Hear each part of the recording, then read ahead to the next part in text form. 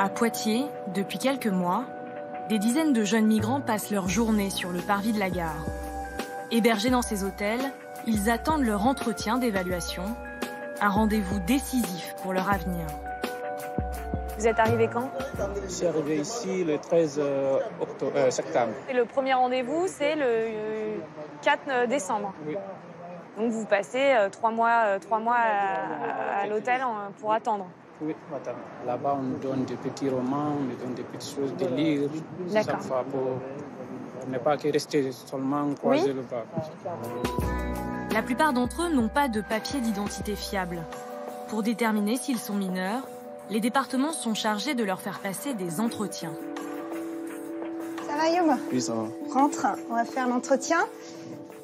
À Rennes, ce sont des éducateurs de l'aide sociale à l'enfance qui s'en occupent. Tout ce que je vais noter, ça va être pour savoir si tu as bien moins de 18 ans et si tu n'as pas ton papa et ta maman en France. Parce que c'est les conditions pour que tu sois pris en charge ici. Alors, qu'est-ce qui s'est passé? C'était qui ces gens-là? C'était les frères du père. D'accord, la famille de ton père. Oui. D'accord. Donc, des personnes sont venues pour réclamer l'héritage, les oncles. Toi, tu as quitté la Côte d'Ivoire juste après. Oui. T'es allé comment en Algérie? T'as utilisé quel moyen de transport? Le bus. Tu l'as pris où, le bus? À Abidjan. À Abidjan, d'accord. T'as fait la Libye? J'ai duré en Libye avant. Voilà, donc t'as duré en Algérie. Donc ça, on le verra après pour l'Italie. T'as duré en Libye aussi? Oui, il a fait quelques mois en Libye. D'accord. T'as fait de la prison là-bas? Oui. D'accord. Pourquoi t'avais été emprisonné? Je ne savais pas. Le gars, là, il te fait monter dans un bateau? Dans le Zodiac. Zodiac, ok. On était 147 dans le Zodiac. Combien? 147. 147. Est-ce que vous avez été sauvés? On a fait 2 jours sur l'eau. Ouais. Il n'y a personne qui a eu de soucis? Non, il n'y a pas eu de mort. Ok. J'ai vu que tu avais un document. Est-ce que tu as l'original avec toi, Ayoub? Quand il venait en Algérie, mon acte de naissance est venu. Ok. Bon, écoute, il sera analysé. C'est pas mon travail. Il sera analysé par la police aux frontières. Tu me l'amèneras, d'accord? Diallo, tu viens avec moi? Après ce premier rendez-vous, les jeunes migrants passent un second entretien avec un autre éducateur. Les questions sont moins formelles, objectives, tenter de s'assurer qu'ils ont vraiment moins de 18 ans. Est-ce que tu peux me raconter un bon souvenir de ta vie? Un bon souvenir. Quelque chose de positif de ta vie au Gabon, avec ta famille, quand tu étais plus jeune, un événement qui était... C'est comme mon père, il m'accompagnait à l'école tout le temps. Et j'aimais bien ça, c'était un bon souvenir. Tout le temps, j'étais avec lui. Si toi, tu as ta maman au téléphone, qu'est-ce que tu aimerais lui dire? Que ma maman me manque trop. Moi, je veux dire, maman, ne pas s'inquiéter.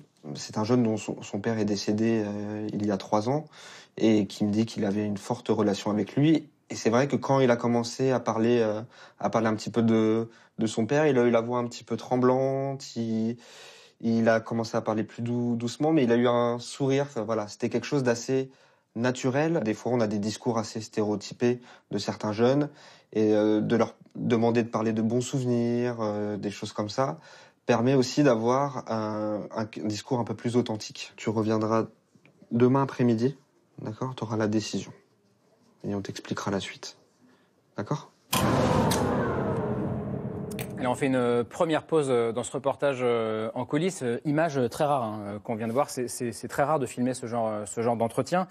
Pour info, le dernier jeune qu'on voit, qui a été auditionné, a été reconnu mineur le lendemain, même si on se demande comment on peut savoir en 1h30 si quelqu'un est mineur ou majeur.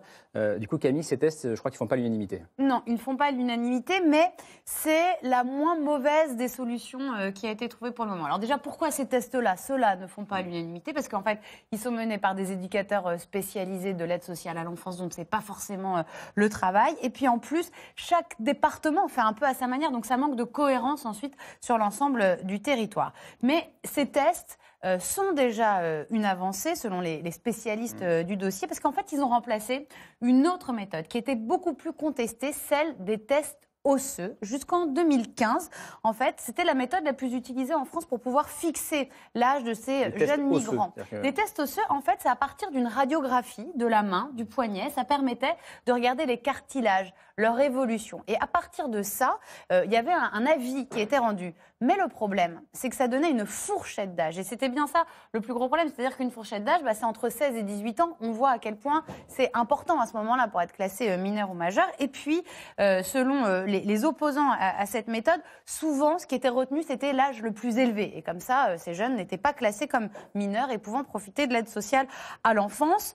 C'est une tribune dans Le Monde qui, en 2015, a vraiment changé les choses. Et depuis ces tests, ils n'ont pas été en voie. Le titre était « Interdisons les tests d'âge osseux sur les jeunes migrants ». Ça avait été signé par les présidents de l'UNICEF, Médecins du Monde. Depuis, ces tests n'ont pas été interdits, mais vraiment, ils sont utilisés à la marge. Et c'est très important parce que s'ils sont reconnus mineurs, ils sont pris en charge par l'aide sociale à l'enfance. Alors que se passe-t-il quand ces jeunes sont reconnus mineurs? On va le voir justement concrètement dans la deuxième partie de ce reportage. Nous sommes de retour à Poitiers. On va voir comment le département de la Vienne fait face à cet afflux de migrants mineurs. Et ça commence en voiture avec la responsable du service de protection de l'enfance complètement débordée.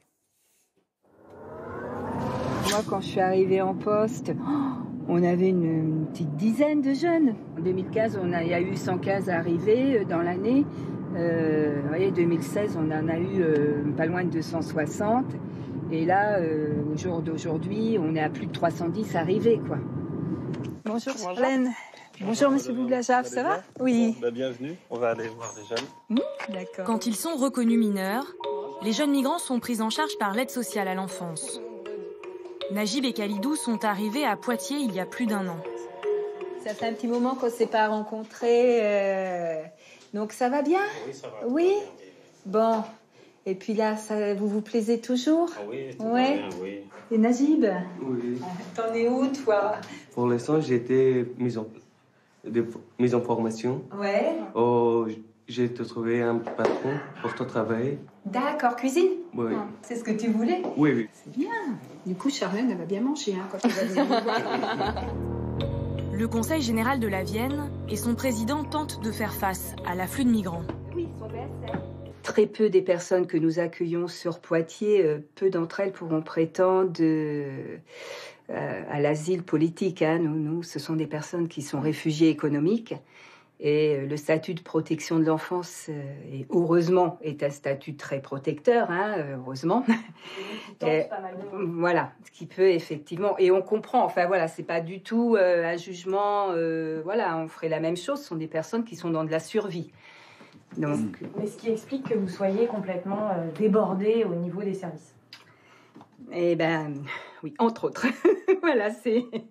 Aujourd'hui, avec cet accueil massif de migrants, nos services sont complètement embolisés. Et donc, nous devons toujours pouvoir assurer un cas de protection de l'enfance. Et donc, c'est ça aussi qui nous préoccupe. C'est pour ça que nous demandons à l'État d'avoir de l'aide et des moyens. Allez, on fait une deuxième pause. Camille, le président du conseil départemental appelle l'État à l'aide face à cet afflux de migrants mineurs.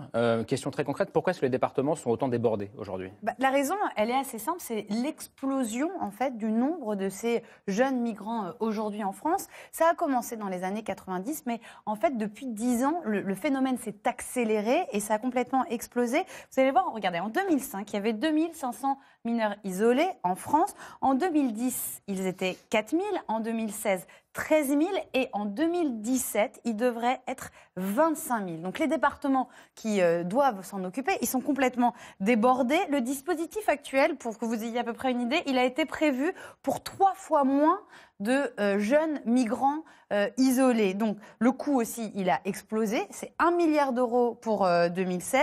Cette facture, elle est donc aussi prise en charge par les départements. Et d'ailleurs, face à cette situation, Édouard Philippe a annoncé dernièrement qu'il allait y avoir une rallonge budgétaire pour 2018. Allez, dernière partie de notre reportage en coulisses avec cette question du coup. Que deviennent les jeunes migrants qui ne sont pas reconnus mineurs à l'issue des auditions qu'on a vues tout à l'heure? La réponse toujours à Poitiers, où une centaine de familles les hébergent jusqu'à ce qu'ils trouvent un travail. Exemple avec Mohamed, un jeune Ivoirien qu'on retrouve à l'heure de son entraînement de football. Si tu y crois, c'est déjà une bonne chose. Mais après, il faut se donner les moyens d'y croire. Et Le but n'est pas juste d'y penser, mais aussi de travailler, de le faire, voilà. D'agir. Dans le quotidien ou quoi? Tout le temps, tous les jours. Toujours. Mohamed a quitté la Côte d'Ivoire il y a plus d'1 an. J'ai pas mesuré les risques. J'ai pris la route comme ça, naïvement. On est arrivé du côté de la Libye. On a vu que c'était chaud là-bas. Il n'y avait plus de machine arrière. Donc on était obligé de continuer la route. Du coup, j'ai perdu mon pote au cours du trajet. Je veux juste jouer au football, aller à l'école, avoir une bonne éducation, prendre du plaisir, apporter un plus à la France. Si je peux m'exprimer, si je peux intégrer la société aussi française, ça me fera énormément du bien. Il joue dans le club amateur de Busserolles, dans la banlieue de Poitiers. Redresse-toi bien. Voilà, souris. C'est mieux quand tu souris. C'est la tragédie d'un enfant qui était un bon joueur, mais qui n'était pas le futur Lionel Messi. Qui s'est laissé aveugler par quelqu'un qui lui a mis beaucoup de paillettes devant les yeux et qui s'est retrouvé dans une galère sans nom, quoi. Et aujourd'hui, j'ai pas le pouvoir de changer les choses là-bas. Donc on voit ce qu'on peut faire ici. On va mettre sorti, position de gainage. Ok. Hi, je savais que c'était toi, ça va? Depuis 5 mois, Mohamed et son ami Loceni vivent chez Martine et Franck. Salut Mohamed. Ça va? Ça va bien. Ça va? Et vous? Ouais. Tous les soirs, ils prennent le repas ensemble. À la base, vivre en famille, c'est déjà bien. Tu n'es pas isolé, tu t'ennuies pas. Ça permet d'échanger, sympathiser, quoi. Tu peux apprendre d'autres trucs, quoi.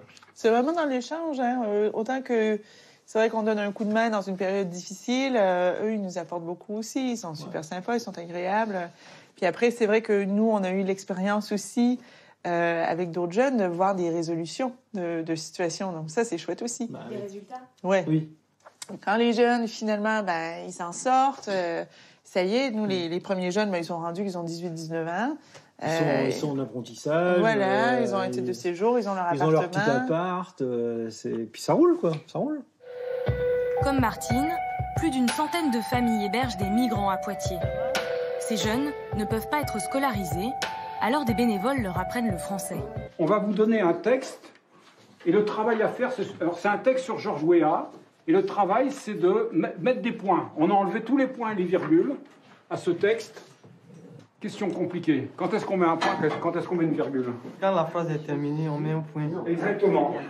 La manière dont les conseils départementaux se défaussent de leurs responsabilités, la manière dont ils les déboutent en fait de leur demande de reconnaissance de leur statut de mineur étranger par des subterfuges de tout divers, nous paraît pas convenable en fait, pas honorable au regard de ce qu'on pense qu'est la France aujourd'hui, quoi.